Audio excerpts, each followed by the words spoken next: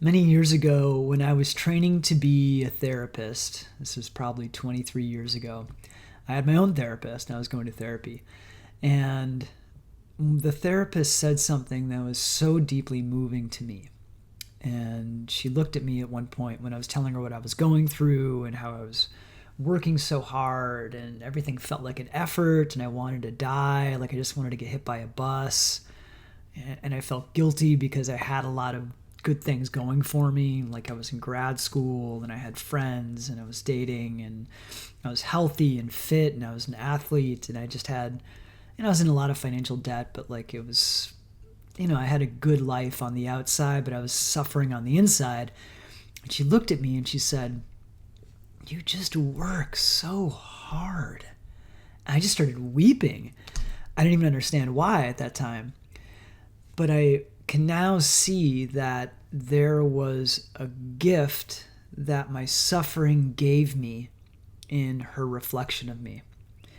Not only was it just being seen and acknowledged that was so moving for me, and that unlocked this tenderness and vulnerability inside of me at that time that I was very protective of, but I saw that the suffering that I didn't necessarily create, but that I was experiencing and that I would exacerbate with certain beliefs that I had about myself and the world at that time, that the suffering was really giving me a gift. And now that I'm far on the other side of that moment in my life, that was in probably 2004, so it's 20 years ago. And I guess I'm 20 years older. I guess I was, no, I'm 46 now. Anyway, the point is that there is a gift that suffering gives us, whether we're in the middle of it or on the other side of it or we're about to approach it. Here's some things that I've learned about this. One, suffering is a sign that we need to be more creative. What we're doing in our lives, how we're approaching the situation, the internal or the external situation, isn't working. So it's just a simple lack of creativity. Like, we can just try something else. I know I have lots of things that I do now whenever I'm struggling with something, and it's mostly internally struggling with something. There's lots of things that I can do. If they don't work, it always comes down to, for me, a lack of creativity. And for me, with where I'm at in my in my life right now, in my career, in my spiritual path, I'm a celibate monk. I've been celibate for 8 years. I'm happy and joyful, believe it or not, and stoked that it comes down to a lack of creativity. And for me, it's about doing less most of the time these days and not doing more. But I'm someone who errs on the side of doing a lot. And there are some people who err on the side of doing not a lot, in which case they probably need to do something. I'm on this spectrum of like, do less, chill out, dude, like relax, right? That's what I need to do.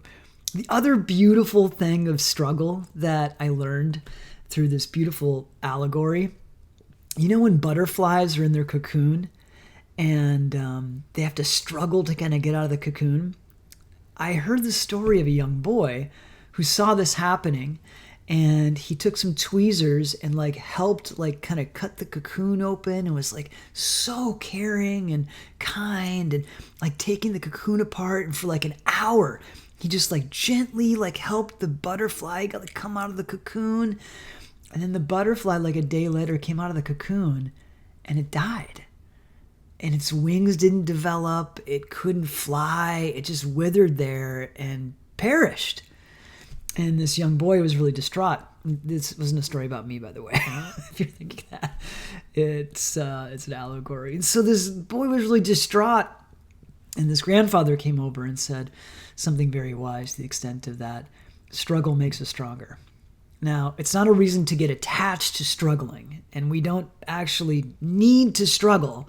But if we're struggling, if we're having a hard time and we're suffering in our life, there is a gift that gives us the strength of the butterfly wings. I mean, I know it's a little cheesy, but like the butterflies are freaking beautiful, man. I mean, look at a butterfly the next time you see one.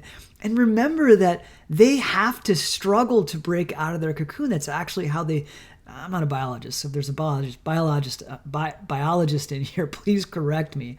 But if they strengthen their wings and they grow, in order to break out of their cocoon, right? So there's something to acknowledge inside of the suffering or inside of the struggle. Again, not to be attached to it, but it's something that we're going to face in our life for a period of time. If you're on a dedicated path of transformation, you won't need to struggle your entire life. And I can tell you as an example for myself, I do not struggle. Are there times when I have a hard time? Yes.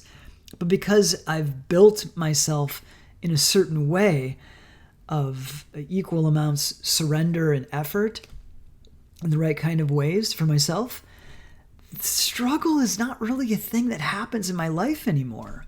Discomfort for sure. And emotional, down moments? Yeah, of course. All this to say that we can strengthen our wings using the struggle without getting attached to it, right? Look at where we can surrender in our lives and where we need to push, where we need to relax, where we need to put some more effort, right? So there is some greater, more expanded, more resilient, more wise version of ourselves waiting just on the other side of the suffering that we have, And our life will mimic the evolution that we have. In fact, your life right now is a result of how you think, how you feel, and how you act. My life is a reflection of how I think, how I feel, and how I act, right? Our results mimic how we are and who we are ultimately. So if your life is full of suffering or struggling right now, there are elements of struggle and suffering. Look inside for where those qualities of struggle and suffering really are, and put some effort or some surrender into those circumstances and see what happens, right? So give it a shot. Stay engaged. Stay with this. The fact that you're watching this video, you watched it to the end, amazing. It doesn't happen very often. You're doing it, all right? You got this. You got this. You got this. And I am with you, man. I am with you. Hang in there, and all my best to you.